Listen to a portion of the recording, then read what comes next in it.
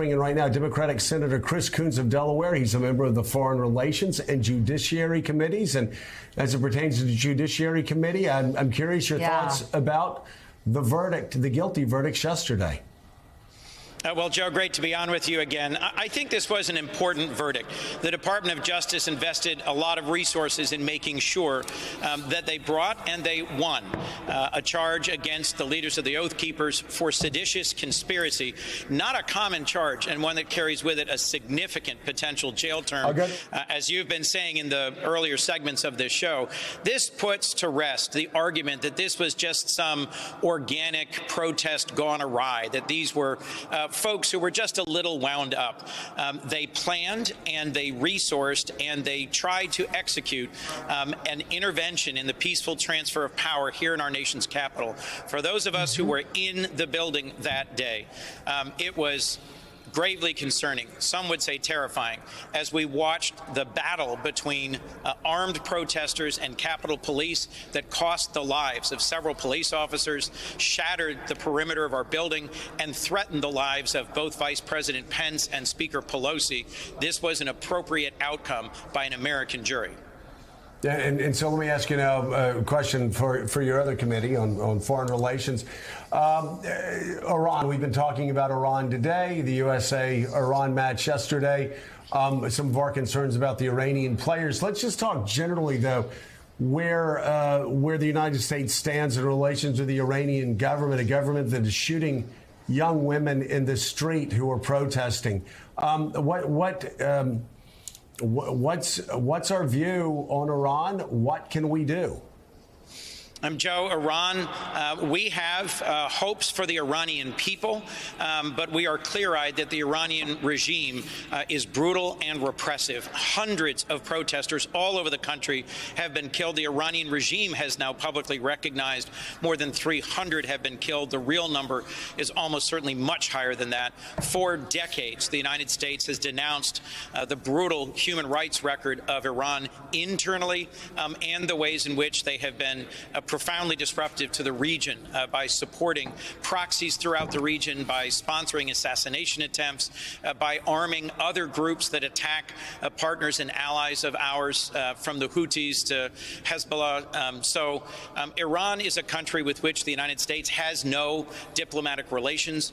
We have tried to negotiate some way to constrain their nuclear program, but at the moment, the current Iranian regime and the United States have very little in common in our values and our interests, in our direction. And I think it's important that we lift up the Iranian protesters. The Iranian soccer team did something quite brave, and it may well have consequences for them if and when they return to the Islamic Republic of Iran, because they were joining in recognizing the legitimacy of the protests of so many young people across Iran. Yeah, no doubt about it. Senator, we're going to go to a member of our Morning Joe Mississippi delegation, Elise Jordan, who has a question for you.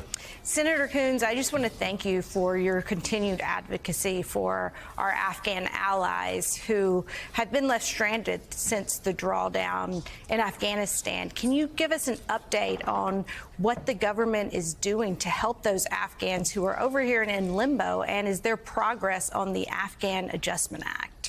Thank you for that question and for your attention to this. So many veterans have reached out to me about this. Senator Klobuchar and I have been working with a bipartisan group of senators on trying to move forward an Afghan Adjustment Act. There's precedent for this.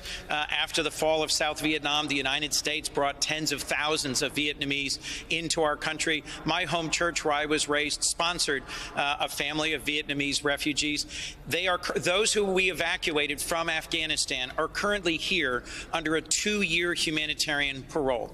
We are trying through this bill to give them an opportunity to come forward and be individually vetted in person here in the United States to reinforce the security concerns that many of my colleagues have, and then give them a legal status here in the United States, an opportunity to be here securely and to pursue work opportunities, to build families here, to really join the American family. That's what happened to Vietnamese who came here and passed background vetting like this, and that's what's important for us to do now. Otherwise, tens of thousands of Afghans in this country who served alongside our troops bravely for years face the threat or the risk of deportation. There is no chance that we should force them to go back to face the Taliban. In fact, my office and I have been working on a specific case just this week of a family, parts of which are still in Afghanistan, where the Taliban are going to their home day after day trying to find an individual who was a critical part of our war effort there for 20 years. Yeah, and those fighters and translators were promised that protection. So we will continue to cover that story. I want to ask you, Senator, about some history you all made in the Senate yesterday with the Respect for Marriage Act passing 61 to 36 with 12 Republican votes. We've been talking this morning about the evolution just in the last decade even on the issue of gay marriage. Now, 71% of Americans, according to Gallup, support that. That number was 27% in 1996. Can you speak to the significance as a practical matter of passing that, but also as a historic matter? This is an historic action by the Congress of the United States to put in statute what previously had been protected by a Supreme Court decision. In one case, a decision, Loving versus Virginia, going back decades and decades, protecting interracial marriage. Another, based on the case Obergefell versus Hodges, that protects, that recognizes a right to same-sex marriage. When I first ran for the Senate 12 years ago, that was an open question. There was a lot of debate about it. It was something I was often asked on the campaign trail. I supported marriage equality then, but it wasn't yet the law of the land. Because of the Supreme Court's judicial activism, its aggression in overturning Roe versus Wade, and the decision, the opinion, written by Justice Thomas, opening the door to the possibility of reversing the protections of Obergefell and Loving, we needed to take this up and act. And I am grateful that it was broad and bipartisan, as you referenced, 61 votes.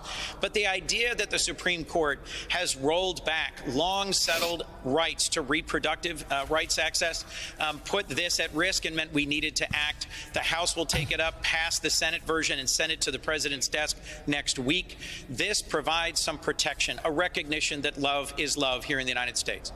Senator Coons, good morning. Jonathan Lemire, turning back to your role on the Foreign Relations Committee. French President Emmanuel Macron is in town. He'll be honored at a state dinner tomorrow, the first of the Biden White House. And there's certainly be notes of unity struck about Europe and the U.S. and their response to the war in Ukraine. But there's been some strain growing on the alliance, some tension here. Europeans upset about the Inflation Reduction Act, upset about some economic issues, and divergence of opinions as to how and when perhaps that war should come to an end. What can be done to smooth over differences between Europe and the U.S.?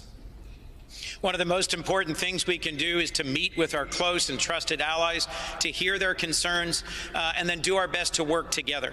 I think one of President Biden's greatest moments of leadership has been the way that he has pulled together our NATO allies, our European and Indo-Pacific allies in support of Ukraine as Ukraine fights back against Russian aggression in their territory. I recently had the chance to go to Kyiv and along with Senator Rob Portman of Ohio to present the Liberty Medal to President Zelensky, someone who I think has been an exceptional leader and who embodies the fighting spirit of the Ukrainian people.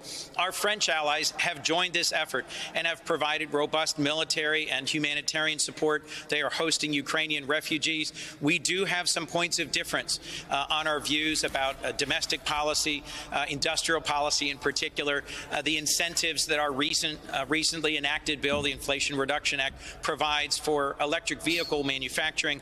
I am co-hosting a lunch for President Macron today. I'm the co-chair of the French caucus. It'll be a conversation about biodiversity and conservation, an area where he has been a global leader and has convened important global meetings. We have areas of shared interest and a bedrock of shared values. The American Revolution would not have been successful without the assistance of the French and the French military. We are today engaged in a similar effort where countries, France, the United States, many others, are helping the Ukrainians fight for their freedom and to secure their sovereignty. These deep ties will help this be a very productive visit. It is the first state dinner of the Biden presidency, and I'm very much looking forward to a series of important conversations with President Macron of France. Boy, you wear a lot of hats. Co-chair of the French caucus. Who knew? Senator Chris Coons, Democrat of Delaware. Senator, thanks so much for your time. We appreciate it.